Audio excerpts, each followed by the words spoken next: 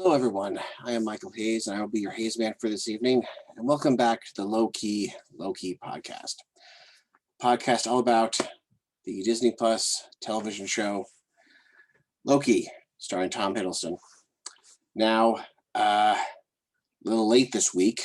Actually, it's only a couple of hours until episode 3 comes out, but I don't want to dissuade anyone from watching by skipping an episode. So here we are. I'm going to be honest with you guys. I did not like this episode. And we're going to have to get into the details for me to explain why. But in the meantime, I'd ask you all to check out my website, xraygames.com. There is a hyphen in X-ray, because that's what Loki would do if he was him. Now, this is the second episode of the show Loki, and we start off with a minute of recap. Seems a little superfluous since, it's an online service. The last episode is right there. It's not like you could accidentally watch this on network television or something. I don't know. But then we go into a fake out. It opens on a medieval fair, and then you see there's actually a Ren fair from 1985. I thought that was pretty funny. I was starting to think production value really went down, and this episode was like, oh wait, no. Okay, so we see another Loki ambush. He slaughters a bunch of Minutemen, which are the foot soldiers of the TVA, Time Variance Association. But this time she mind controls one of them, and then the two of them proceed to slaughter the rest of the police. All this being done to the hit song, We Need a Hero, which is very, very queer because just the day before, I had seen that song used in the trailer. It's used ironically here because they're not a hero. They're slaughtering everyone, or so we think right now.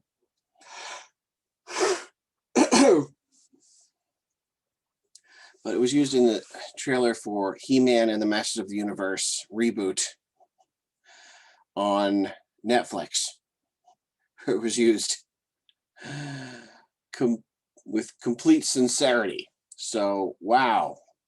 This is a song that's making a comeback. Whew. Okay. So, after that, we are thrust right into Loki as a policeman, a time policeman. He's sitting at a cubicle, which we could assume is his own, but we find out later that it's Owen Wilson's, reading a magazine and speaking with Tara Strong. Tara Strong is back again as Miss Minutes, who's apparently a sentient AI, not unlike the one from Captain Marvel. But she's got some sass and apparently can interact with people in real time and gives Loki some chiding. Thing is, Loki actually seems to have done his homework and actually read all of the paperwork that he was supposed to in a timely manner. So, he's not a slacker.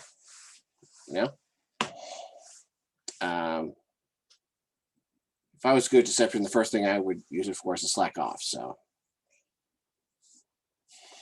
I guess he does have some kind of I don't know, strength. Yeah. Say.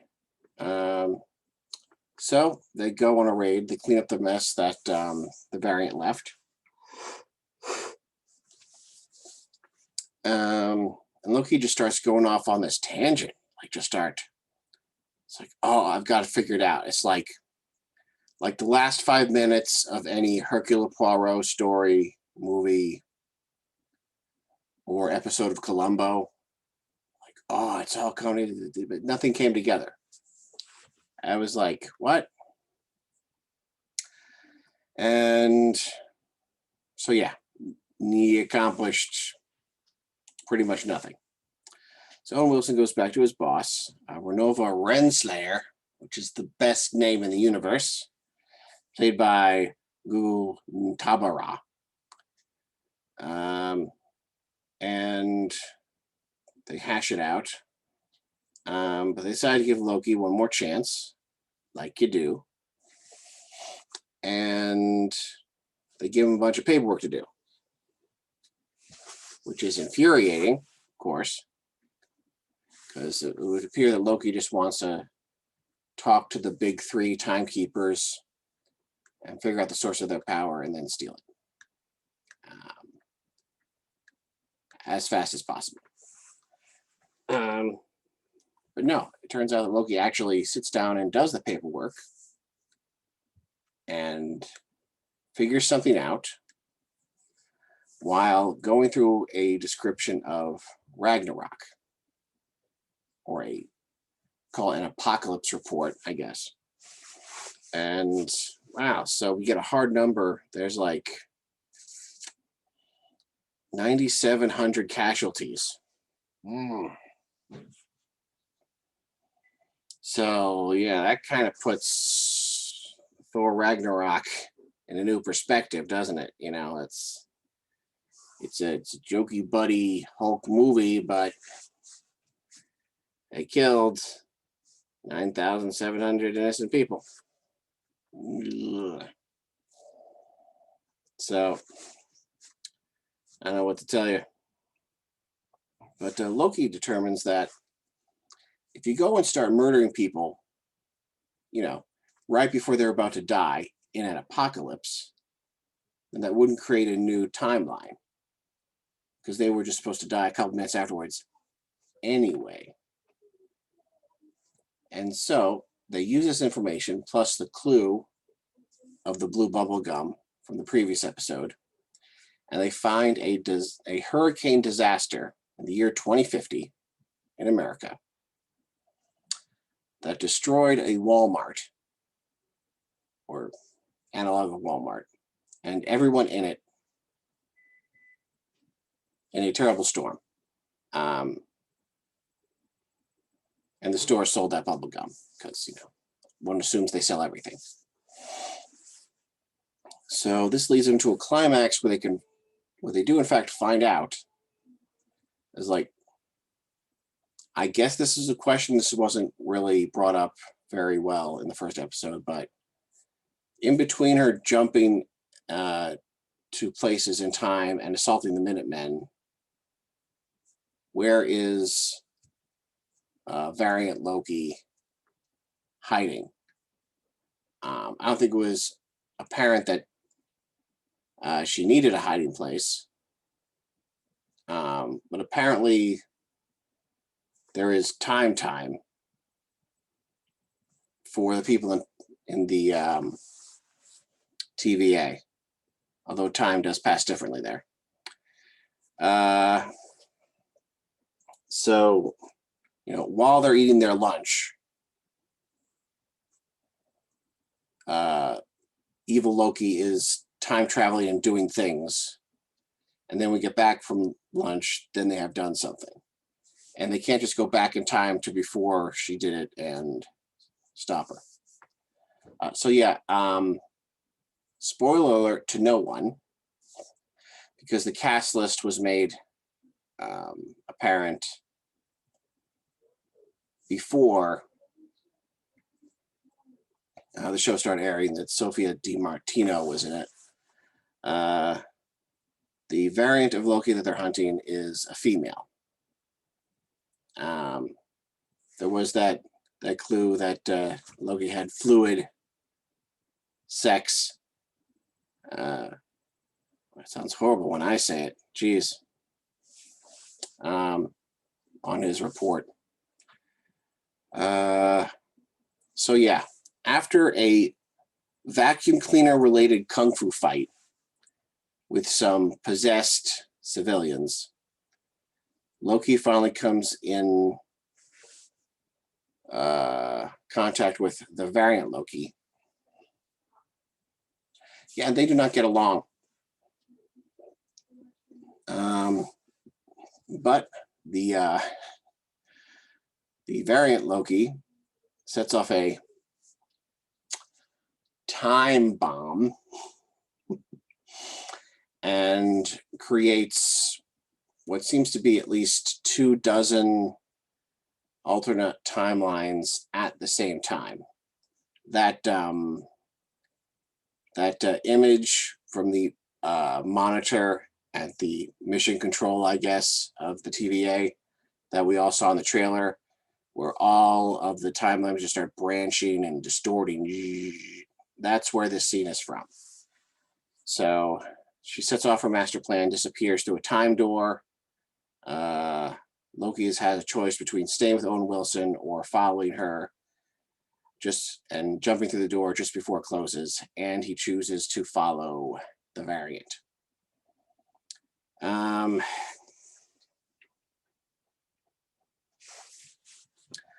So yeah, I am disappointed in the episode because I feel like it didn't give us enough.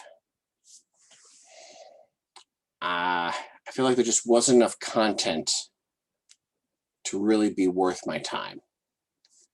I feel like if this was like a year from now and all 6 episodes were up online, I could just binge them in one night. And I would feel more satisfied in doing that. But as of right now, I'm not getting enough content in a week to sustain me. And that's coming a lot from someone who's taken the time to make a podcast about it. A similar thing happened with Twin Peaks: The Return. And unfortunately, I don't have 20 hours of podcast time to get into that. But yeah, there's an art to doing a serial. You know, you have to give people enough to hold on to so that you can't just jump from a cliffhanger to another cliffhanger and then wait a week, then jump to another cliffhanger. And it's like, it might work financially speaking, but you're not really giving your customers anything of substance. And eventually they'll just get sick of you. There's only 6 episodes to this, so. And you know what? It's a darn good-looking show. They jump over to Pompeii to do an experiment with timelines and apocalypses, or whatever. Apocalypses.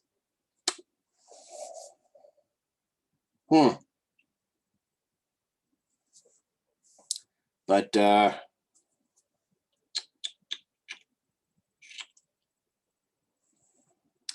yeah, I'm going to give it like a 5 out of 10. I'm not happy with it. There are elements in it that I really like. I like Tom Hiddleston doing cop work. I like him being smarmy. I like his interactions with Owen Wilson. I think, that's a buddy cop scenario that I could like. But it looks like for the next 4 episodes they're not going to be buddy cops anymore. So it's like,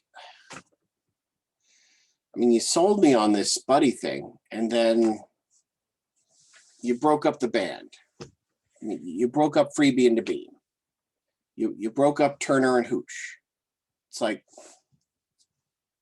you broke up Starsky and Hutch. It's like, what am I gonna do? So I guess I'll just wait a couple hours to see what happens. But yeah. So yeah, Owen Wilson is doing a bang up job, and so is his boss, Gugu Tabara. I think they have some depth. You know, you get the impression that they're kind of real people, but they also have something going on, so that we can reveal later.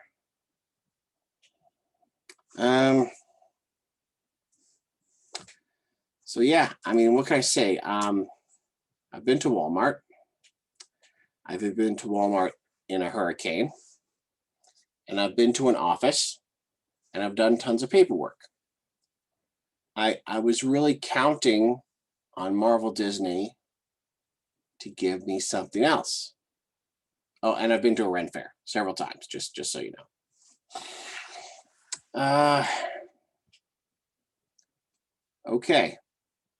Now there is a big cliffhanger that the brainwashed soldier, Hunter C-20, I believe, played by Sasha Lang, gave up the location of the timekeepers. So Variant Loki now has some sensitive information starting now that could seriously destroy the TVA. Or so C-20 thinks. So we're going to have to tune in tomorrow to see. And well, that's all I have to say about that. But yeah, hopefully it'll be better next week.